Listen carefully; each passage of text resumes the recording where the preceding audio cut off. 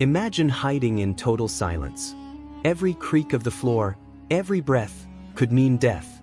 Now imagine doing that while protecting 200 children during one of the darkest moments in human history. This is the story of a woman whose courage defied genocide. This is the story of the woman who hid 200 children during the Rape of Nanking. The winter of 1937 in Nanking wasn't just cold. It was haunting. Smoke rose from homes that once cradled laughter. The air was heavy with ash, blood, and silence. Nanking, the capital of China, had fallen. Japanese soldiers had entered the city, merciless, unstoppable, and drunk on conquest. For weeks, rumors swirled. They're coming. They've already killed everyone in the villages. People didn't believe it at first, but then bodies started washing up in the river. Mothers screamed. Children clung to their fathers, who had no words, because they knew what was coming. This wasn't just war.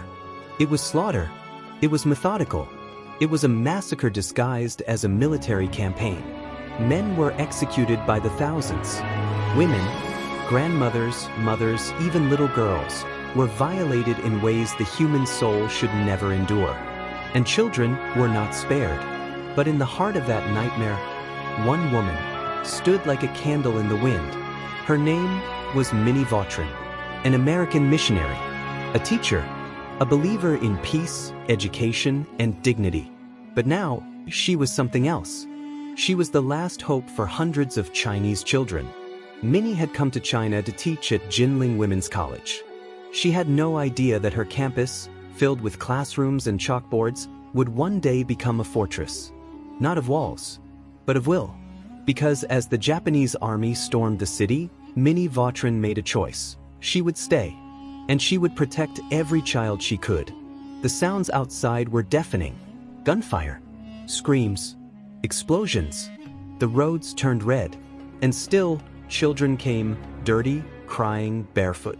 They begged, "Please let us in." Minnie opened the gates. And again, and again, until over 200 terrified children were hiding inside the school. The classrooms became bunkers, desks pushed against doors, mattresses laid over windows, chalkboards turned into barricades. There was barely enough food. There was no medical aid. And sleep? That was a luxury Minnie gave up the day the first child arrived. She wrote in her journal, "There is no break in the crying of the children. I'm numb, but I must go on." Every morning, she walked the grounds. She checked each room. She counted heads. She prayed. And when soldiers came to the gates, drunk, laughing, demanding girls, she stood alone, unarmed, and stared them down. "I am the head of this college," she told them. "You will not take these girls." They laughed, mocked her. Sometimes they pushed past her, but she fought back. She screamed. She threw herself in front of the doors. And sometimes it worked, but not always. One night, a young girl was taken, right from the school. Minnie found her body the next morning. And she broke. Not in front of the children, no. In her journal, she wrote, "God, where are you? Why did you let this happen?" But even as she questioned, she did not stop. The children rarely spoke. They were too scared, too broken. Some had watched their parents die.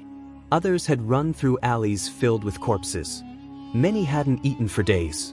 Minnie knew she couldn't just protect them physically. She had to protect their minds, their childhood, what little was left of it. So, every morning she gathered them in the main hall. She sang hymns, told stories, taught them how to draw flowers, even when there were none left in the city.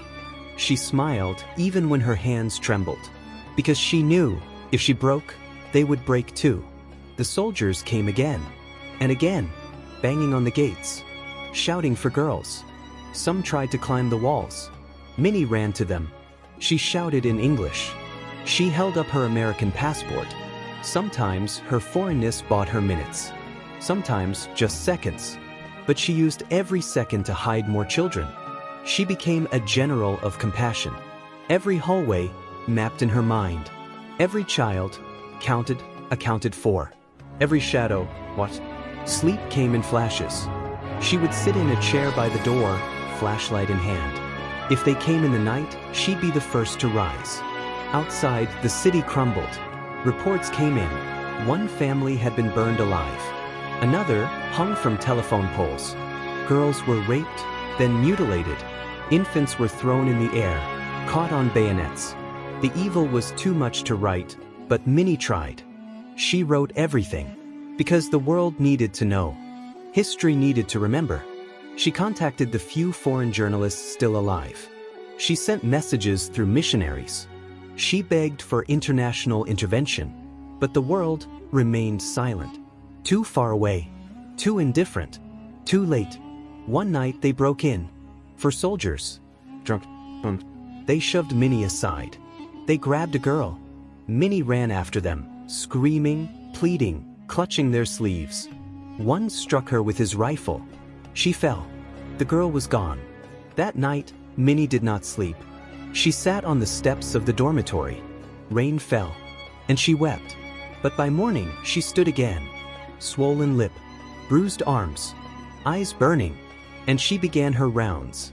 Because 199 children still needed her, she found new ways to hide them. False walls, trapdoors in floors. She trained the older girls to care for the younger ones. To be silent, to be still.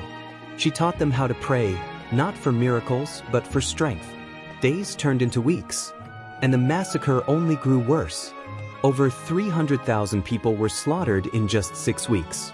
The rivers overflowed, not with water, but with blood and bodies. And still Minnie stood, a single woman, in a city of ghosts, shielding 200 tiny souls with her own breaking heart.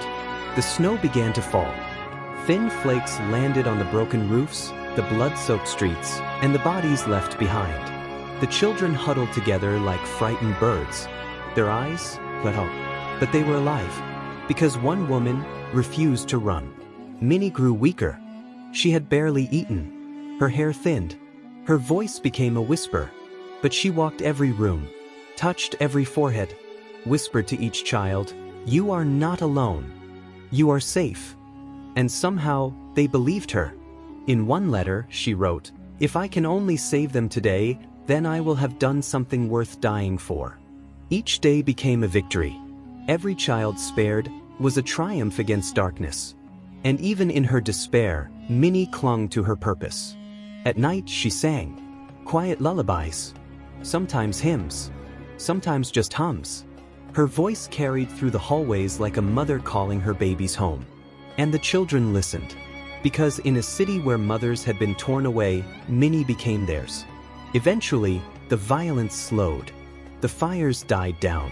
The streets were silent again, not with peace, but with death. The Japanese officers moved their troops, and the massacre ended. But nothing would ever be the same. Not for the survivors, and not for Minnie. When relief finally arrived, she collapsed. Not from injury, but exhaustion. Her body had survived, but her soul was torn. They took her back to America, hoping she could rest. But rest did not come. She woke up screaming. She couldn't eat. She couldn't smile. She asked again and again, "Did I do enough? Could I have saved that girl?" The war inside her had only just begun. She carried every scream, every face, every child inside her. On May 14, 1941, Minnie Vautrin took her own life. She was 55 years old. The trauma had broken her, but the lives she saved lived on. Children who would have died grew up, had families, built lives in honor of the woman who once whispered, "You are safe." Today, Minnie Vautrin is remembered not just as a teacher or missionary, but as the goddess of mercy of Nanking, a title given to her by the people she saved. There are statues, plaques, streets in Nanjing still bear her name, but her greatest legacy lives in the hearts of those 200 children. In the face of unspeakable evil, she chose courage. She chose compassion. And though the world may forget the headlines, the politics, and the armies, let it never forget the woman who stood, unarmed, in front of a gate, and said, "Not these children. Not today." Let her name be a flame that burns against the dark,